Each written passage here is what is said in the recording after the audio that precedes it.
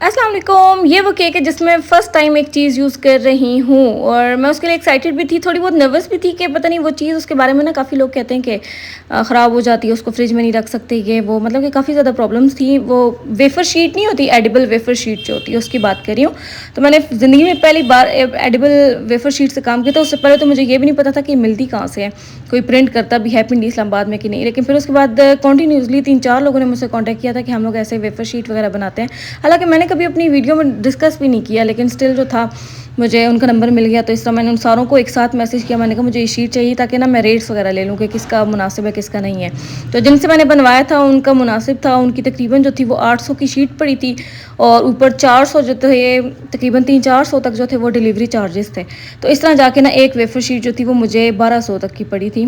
तो इस तरह जाके फिर ये ऑर्डर खुद जो था ना ये 5 पाउंड्स केक का था, तो इसमें हर चीज़ मिला के, क्योंकि मुझे इतना अंदाज़ा तो था कि डीसी समेत जो है वो 1200-1300 तक पड़ जाएगा। और ये सबसे चीप थे, मतलब कि जो वेफर शीट जो इन्होंने मुझे बना के थी वो 800 की थी, बाकी कोई मुझे 1000 की कह रहा था, कोई 1100 की कह रहा था, कोई 1200 की कह रहा था। तो इस वजह से ना आप लोग 2-3 वेंडर्स का नंबर रखा करो, और ताकि ना आपके पास 2-3 ऑप्शंस हो, और दूसरी चीज़ कि आप मुनासिब रेट ले सको, और दूसरी चीज़ कि अगर आपका अपना वेंडर जो है वो एट अ टाइम अवेलेबल नहीं है, उनकी शॉप किसी तरह बंद है, तो आपके पास सेकंड ऑप्शन हो। तो ये एक फ़ायदा होता है जब आपके पास एक एक चीज़ के लिए 2-3 वेंडर्स होते हैं। तो ये चीज़ चलो मैंने कहा चलो आप लोगों को बता देती हूँ। बाकी केक को लेके कस्टमर की कोई डिमांड नहीं थी, उन्होंने मुझे सिंपल तरीन केक भेजा था जैसे नॉर्मली बेकरी केक्स होते हैं, लेकिन इसके ऊपर जो सारी डिज़ाइनिंग थी वो मेरी अपनी पर्सनल चॉइस थी। मैंने कहा आप जा ही रहा है तो कोई अच्छा सा बना के भेजती हूँ, क्योंकि उन्होंने जो मुझे भेजा था ना उसमें जस्ट केक के ऊपर पिक्चर लगी थी और कोई साइड वाली डिज़ाइनिंग नहीं थी।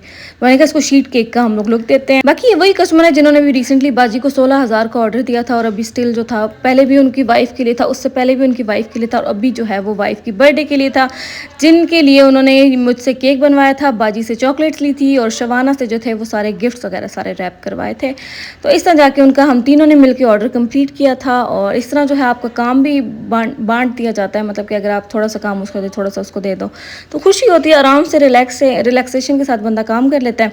तो जो मेन बंदा था उनके साथ कॉन्टैक्ट में था, जो सारे ऑर्डर्स ले रहा था, जिस सारी डिस्कशन थी वो सारी बाजी करी थी, ठीक है, कौन से गिफ्ट्स अरेंज करवाने। बाकी जो सिर्फ केक की डिस्कशन थी ना वो मुझसे उन्होंने की थी, और इस तरह मतलब कि उन्होंने बताया था उन्होंने उनको क्या चाहिए क्या चीज़ नहीं चाहिए। तो इस तरह फिर जाके हम लोग इसको कंप्लीट किया था, कार से सारा केक डिलीवर करवाया था, और इतनी दूर नहीं जाना था, बस उनकी चीज़ें ज़्यादा थी, साथ टेडी बियर्स थे और थोड़े बहुत गिफ्ट्स भी थे, साथ इतना बड़ा केक भी था, तो ये बाइक वाली चीज़ नहीं थी, इस वजह से फिर मैंने कार से ही डिलीवर करवाया था। और बाकी उसके बाद ये वाला केक था, ये मेरी कस्टमर ने बाहर से ऑर्डर किया था, न्यू बॉर्न बेबी था शायद, उनके लिए था, और उनको टॉप पे जो था वो बेयर चाहिए था। बेयर जो था वो मैंने मोल्ड वाला यूज़ किया था। बाकी केक जो था वो बर्थडे क्रीम में था, उसके थोड़े बहुत रफ एजेस थे, बाकी आर्टिफिशियल बॉल्स लगी हुई थी। फ्रंट साइड पे पता नहीं बेबी कुछ लिखा हुआ था टॉप पर, तो उन्होंने कहा था कि इसकी जगह पे क्या करेंगे। मैंने कहा आप बताएं क्या करूँ, तो वो कहती हैं कि आपके पास ओ बेबी वाला टॉपर है। तो ये मैंने काफ़ी पहले मंगवा के रखे हुए थे, उसके बाद कोई ऑर्डर ही नहीं था, तो मैंने कहा हाँ जी मेरे पास पड़े हुए हैं, तो वो कहती वही लगा देना। उस तरह हम लोगों ने लिखा था, और फ्रंट साइड पे उन्होंने कहा था या तो वेलकम टू द वर्ल्ड लिखना है या वेलकम होम लिखना है। तो ट्रे के हिसाब से अगर हम लोग अल्फ़ाबेटिकल वाइज लिखें तो मेरे लिए सबसे जो स्मॉल था ना राइटिंग वो यही थी, तो मैंने वेलकम होम लिख दिया था। और इस तरह जाके इस केक की लुक कंप्लीट हुई थी। इसको हम लोगों ने डिलीवर करवाया था, और कार से ही डिलीवर करवाया था, क्योंकि ये थोड़ा हाइटेड था, 4 पाउंड्स में था ये, तो इस वजह से इसको कार से ही डिलीवर करवाया था। इसकी अच्छी खासी कूलिंग कर ली थी, ये भी करीब ही जाना था, इधर पेशावर रोड वाली साइड पे जाना था, तो मतलब कि इजी था, मेरे लिए इतनी ज़्यादा टेंशन नहीं थी। और इस वजह ये वाला केक था, ये मैं फ़र्स्ट टाइम ये वाला केक बना रही हूँ इस तरह की डिज़ाइनिंग में, और इसमें इत्र था, जाए नमाज की लुक भी अलग थी, और खजूरें तो चलो खजूरें और तस्वीर तो नॉर्मली होती है, बाकी कुरान मजीद थी, लेकिन इसके ऊपर हम लोगों ने कुछ भी ऐसा नहीं लिखा जैसे बेद भी हो, ठीक है।